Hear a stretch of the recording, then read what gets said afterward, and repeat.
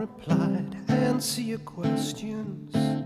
Listen to the fools who sing a perfect love and wrap you up so warm in their hearts and roses. Cover up my perfectly messed up heart. My name's Nigel. I am the singer and songwriter in the Plymouth-based indie funk band, The Curve. That's the one. And this is my YouTube channel stroke blog vlog. I'm hoping by now somebody might have actually told me what this sort of thing is called, really. But it's actually, the title of this is Songs Nobody Asked Me For. And it's chucking it down with rain outside. I have coffee, which is nice. I have sneaky cake, pan of raisin, love pan of raisin. We have a gig on Sunday and currently working out a set list. I'm one of those guitarists that uses a capo. It's kind of like a dirty word to some people, I think, but for me, I've found that it just allows me, often I get the chords that I like first, and then I kind of want to stay in that place, really. Sometimes I can transpose it a little bit, but I don't know if you can see that there, but I kind of tend to be putting different capo numbers on, which is fine. We work with it every now and then. I get the wrong one, which everybody thinks is hilarious. It's a constant round, really. So I want to try and get back on track here. Of course, what you don't know is I kind of did this sort of block of everything up to now, and then I've been in a bit of a pause because I was full of energy for it, and then I think I lost my confidence a little bit. It's interesting. It's kind of there's something I said really early on in the episode. I think it was episode 3. I think the one that I've really felt most connected to, where I was really trying to talk with some passion about songwriting and origins and talking about the idea that I come from a background of kind of know your place. And it's quite interesting. I'm a psychotherapist, and I was journaling one of our articles the other day about class, and just somebody talking about coming from a working class background and growing up with that idea of knowing their place. Now, I didn't come from a working class background, and I'm definitely a middle class kind of guy these days. But I think I came from what I would call a lower middle class background. So my father was a telecommunications engineer. My mum was a housewife, and later, when we were a little bit older, became a school dinner lady. But didn't have loads of money, but we lived in a nice place, and we lived in our own, and they'd bought their own house, so the second generation of people buying houses, and they were pretty cheap at that time. And where they lived in Essex was up and coming. It kind of wasn't anywhere near what it is today. But we had money. We went on holiday once a year. We went to seaside place in this country, never went abroad. But often, I was often hungry. Not in a big ways, but just, never quite enough food around, it seemed to me.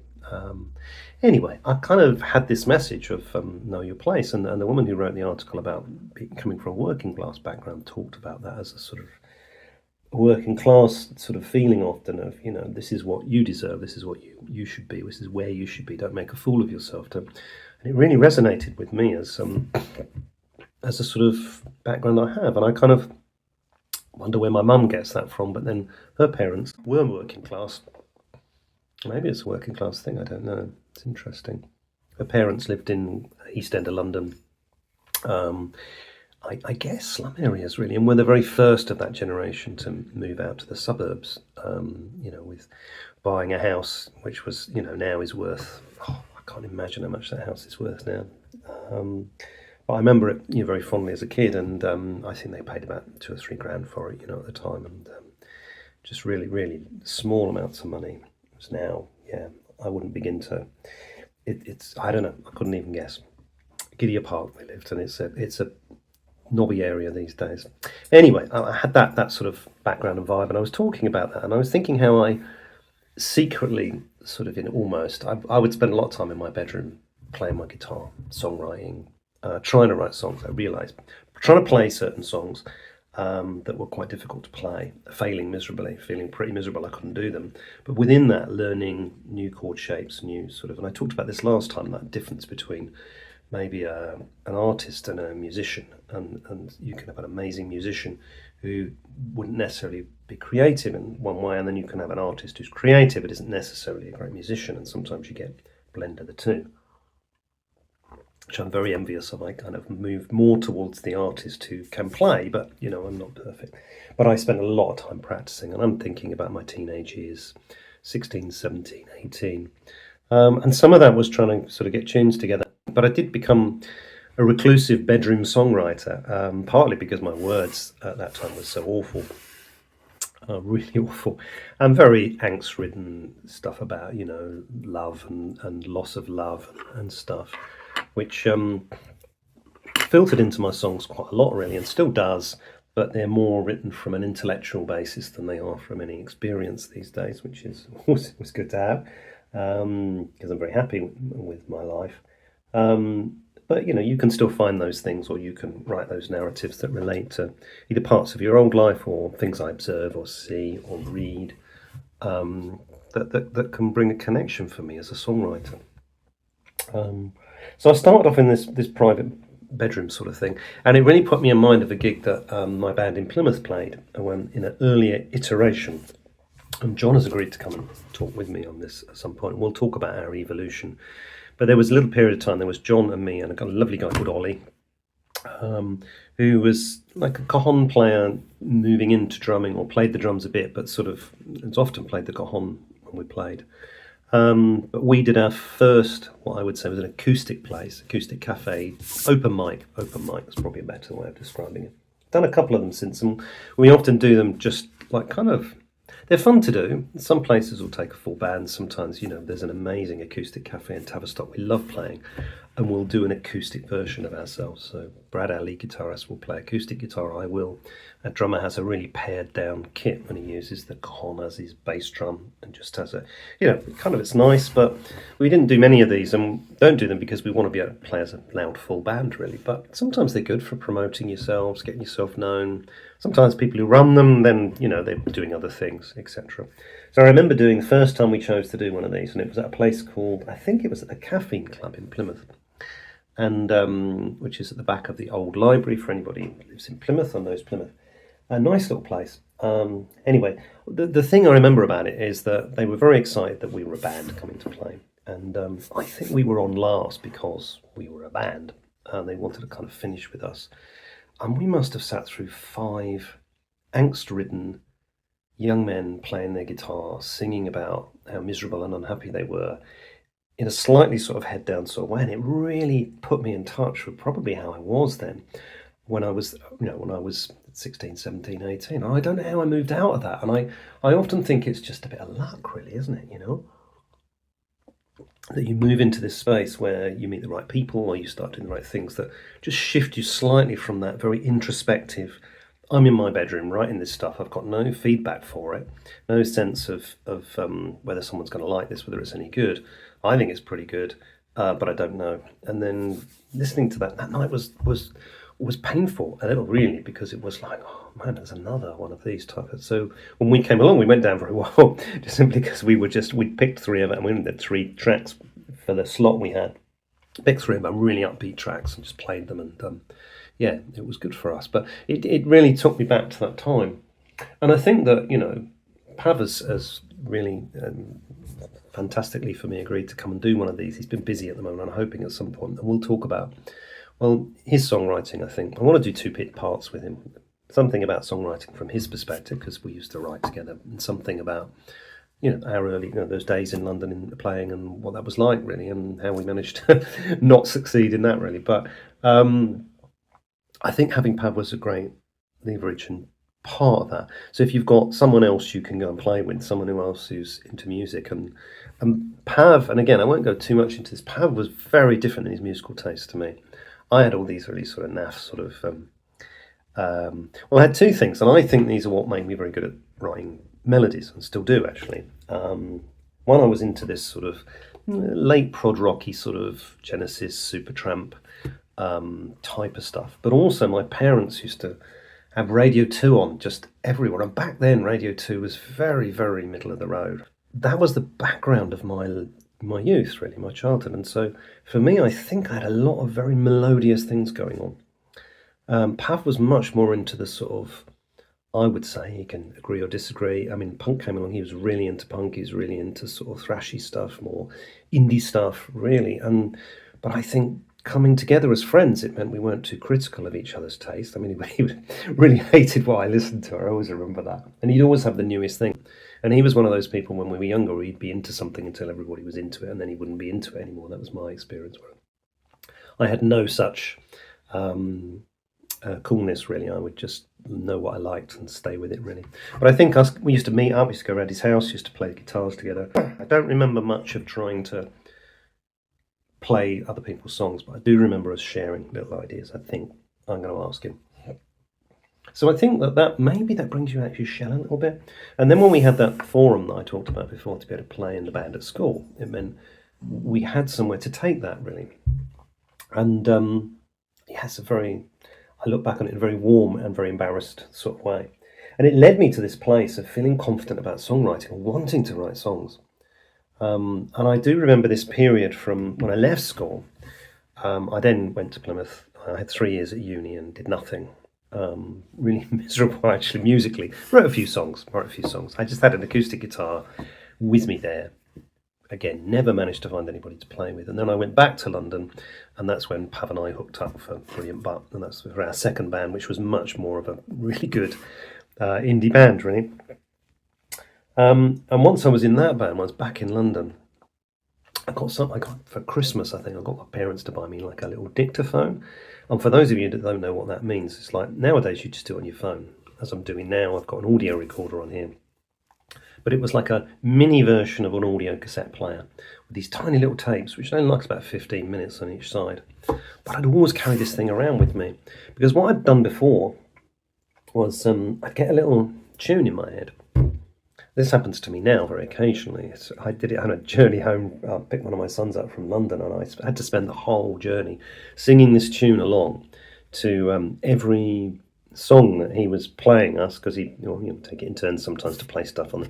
He was playing this stuff, and I just was rapping this tune, and that's become a song of ours called "Now He's in Love," which I'm using for the intro and outro here. I think, well, I have used it. I don't know. I'm going to put it on there, but the chorus of that song was what I had. I didn't want to lose it, and this is the trouble. You get an idea, you can get it anywhere. I get it on a car, listening to a piece of music. It made me start to think I moved off onto something else, and then I've got to keep this bit of tune going. And that used to happen to me all the time. And then when I was younger, I'd get out of bed, wake up in the morning, and I'd either forget it, or if I'd gone over and over it enough for a period of maybe an hour, I'd forget it. But then the next day I'd wake up and I'd remember it. But it was very hit and miss. So what I found with the dictaphone is whenever I had an idea, I was shuffling off into little corners, I'm walking around London, shuffling into little corners. I could sing to myself on my dictaphone and then go off. And then later I'd have it. And I've got some of these tapes, and I was thinking the other day, and I then got a little dictaphone that had a normal size tape that went in it. And I've got some of these. They're called ideas tapes. And 99% of it is absolute drivel. It's awful. And then one or two bits I come across. I mean, I haven't listened to them for years because I don't have a cassette player. But you'd come across something that became a song we did, So it worked, but it was very different experience from what I have now. So I think back then I encouraged myself to just let any idea come along and be with me and get into and really go for. Whereas it's evolved into, I don't have so many ideas. I have these little periods when I think I want to write a song, or just playing around as something comes up. And I reckon back then I was writing, I don't know how many, maybe I was writing a song a week, maybe more, or trying to, getting ideas, and then things not really necessarily coming together. I probably would use maybe 5% of what I did. Whereas now, probably I use 70-80% of what I did. I do, rather, which is nice, Trying to do some stuff with John at the moment. We've never managed to succeed in with one of his little bass licks, and I think we've actually got one going. I'm so excited about it. I sort of kind of just playing it,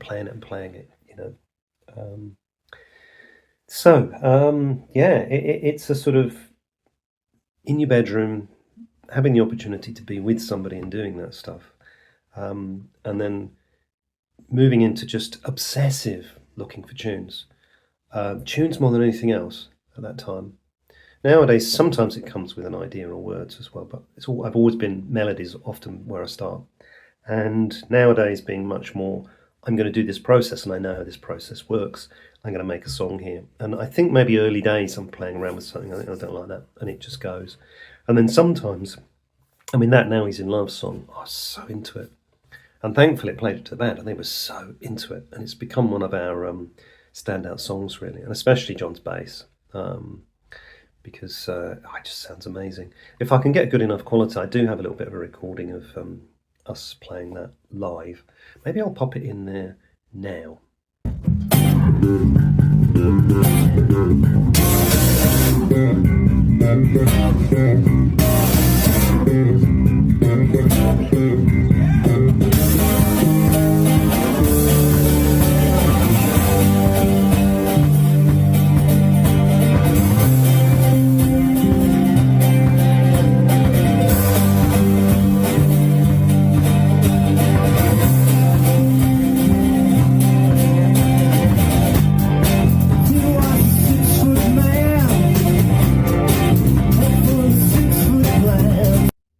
And yeah, I don't know whether that was any good.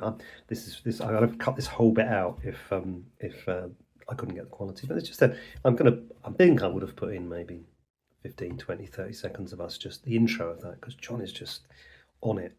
He's really on it.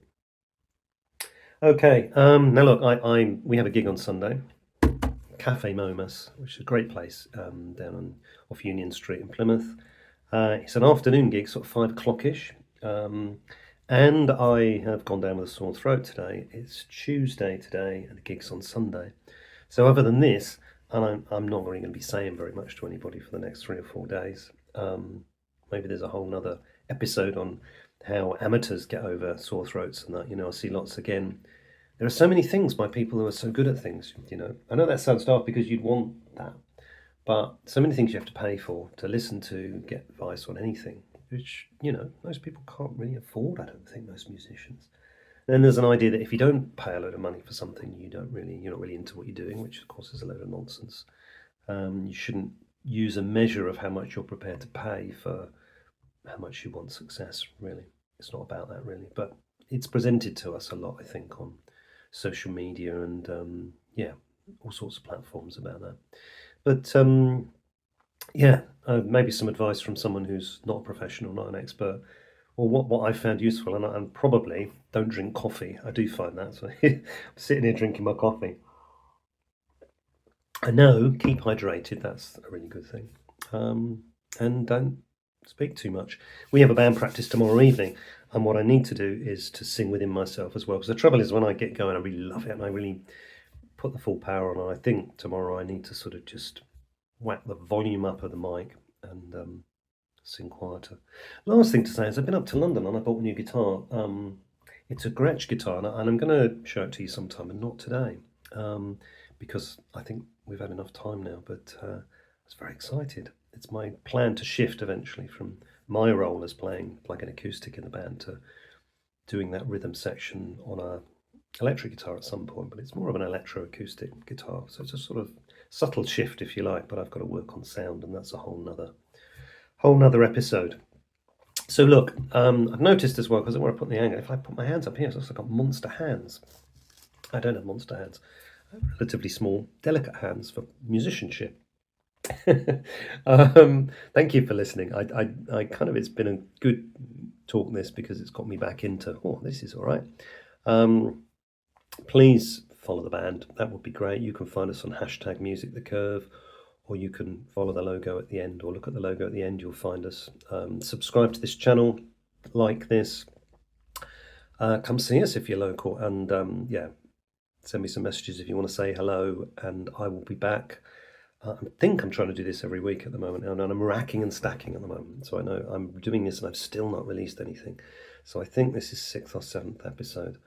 I think once I get the episode with Pav done, and then possibly John, then I want about 10, and then I can keep ahead of myself, because I think that what this has taught me over the last couple of weeks is that I can get periods when I think, I don't want to do it, and then I need to know I've got a few in the can, really, because when I started I was doing like one every other day. It's like songwriting, isn't it? That's interesting. So maybe I've quickly moved from quantity to quality. I live in hope. Have a lovely day. I'll see you soon. And there's no point pretending, and there's no